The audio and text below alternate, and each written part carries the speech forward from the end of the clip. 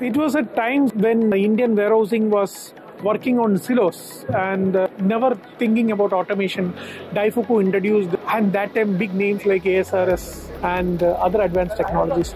But I think things have changed in the warehousing sector. Automation is taken very seriously. Daifuku can say the only multinational, the global leader in the world, coming and investing and looking India as a major market. So what are those changes? Like, Daifuku is there in India for more than now 1 decade plus. Now they are in the market. We are having with us Sandeep Chakraborty, who is the Vice President of Sales. What is the change Indian manufacturing have seen, Indian warehousing sector have seen in the last 1 decade, and where Daifuku is placed on that journey? Let's say about 10 years back, our understanding is the customer landscape, the competitive landscape, and the logistics landscape of the entire country was very different.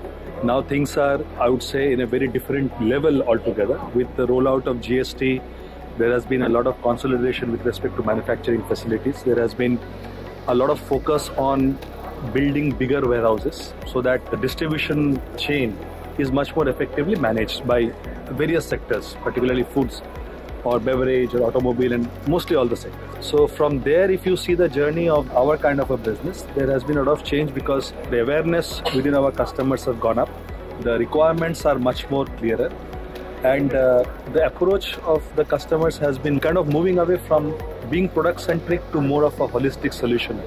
So I think that's a change that we see in the overall industry, and that's exactly one of the reasons why Daifuku's commitment in India, in particular Indian market, is much more serious. I mean, we are one of those multinationals who have actually invested very seriously in the Indian market with going ahead with their own manufacturing unit. And that shows the level of confidence that we have in the Indian growth story. And we also believe that Daifuku has within its portfolio those solutions which can really meet the requirement of the Indian sector going forward, as they move from a typical product-centric approach to a solutions. When you talk about from the product, for my kind of understanding, we talk ASRS as a product, automatic storage and retrieval system. But then there are a lot of equipments and solutions which goes along with that. So when we look at Daifuku's portfolio, how we can see those products and services, how it comes together as a solution? Right. So if you see our business, so we have storage requirements at the manufacturing end, then we have storage requirements sometimes at the distribution. So the changes that we see is there is a growing need for storage requirements at the manufacturing end. So the manufacturing is not about only one activity or one process. It's a complete chain of manufacturing that we're talking about.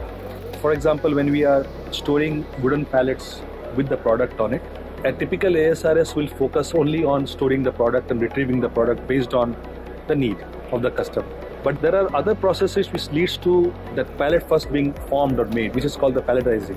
So robotics is now playing a big role in automating the process of palletizing. When you are able to possibly do a process of palletizing in a faster way, then there is always a trend of the manufacturing lines itself getting faster in terms of their outputs. So there was a time when a beverage line could be about maybe 100 bottles per minute.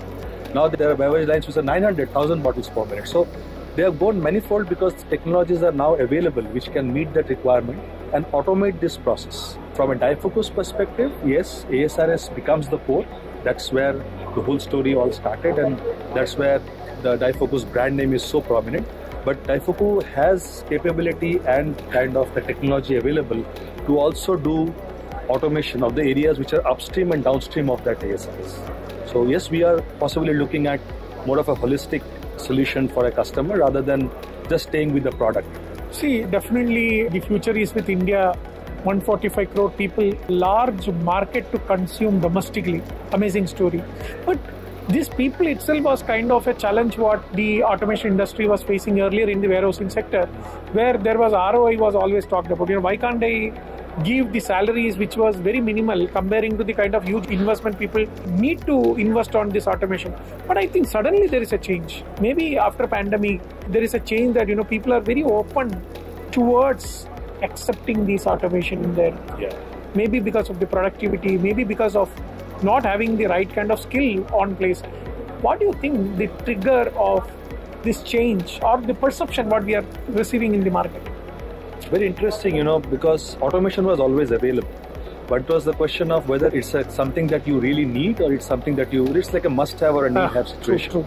But as the volumes are increasing, as availability of skilled manpower, we have seen during the COVID times that industry areas had to undergo shutdowns because the work was fled. They had to flee other place, and therefore there was nobody to operate the forklifts, there was no operate the lines, so everything came to a standstill.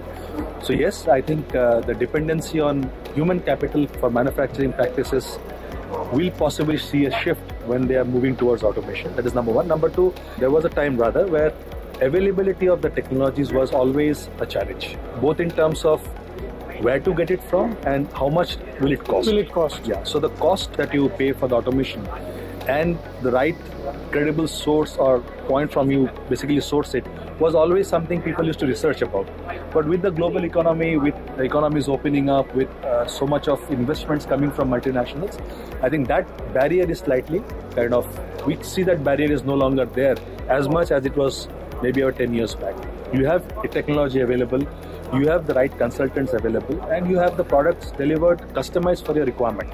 So it is also a fact that the automation providers, the companies which are into robotics, companies who are into conveyor automation, they have also become flexible in terms of customizing a solution for a particular customer. So these are all the avenues which has helped the customer to decide fast for automation.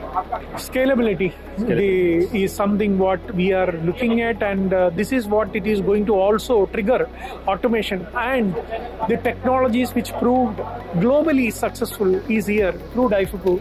And we are very grateful to see that Daifuku sees India as a major market with more than 450 to 500 crores investing in India is something not small, and that is where we would like to work more closely with Daifuku and take Indian manufacturing to the new level. Thank you, Sandeep ji, for your time. Pleasure is mine. Thank you so much.